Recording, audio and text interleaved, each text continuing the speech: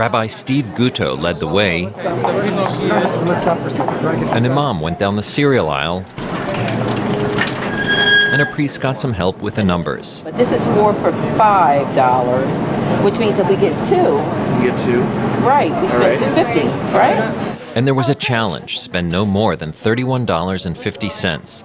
That's the average sum distributed by the government's Supplemental Nutritional Assistance Program. It's popularly known by its former name, food stamps. The federally funded program is for Americans living in what's known as food-insecure households.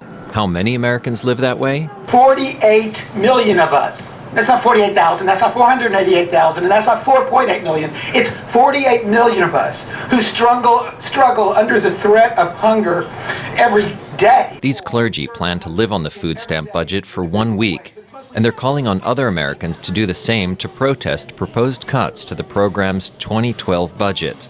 Participation in the program has increased by more than 60% since the 2008 recession. Critics say the program does not reduce hunger. Reverend Canon Peg Chamberlain used to live on food stamps and says Americans face a decision.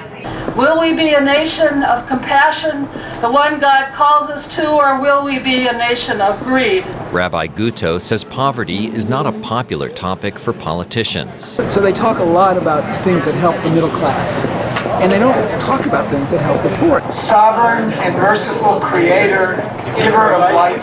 But he says helping the poor is so ingrained in religious tradition that these leaders are left with no choice but to defend the food subsidy program. Jerome Sokolovsky, VOA News, Washington.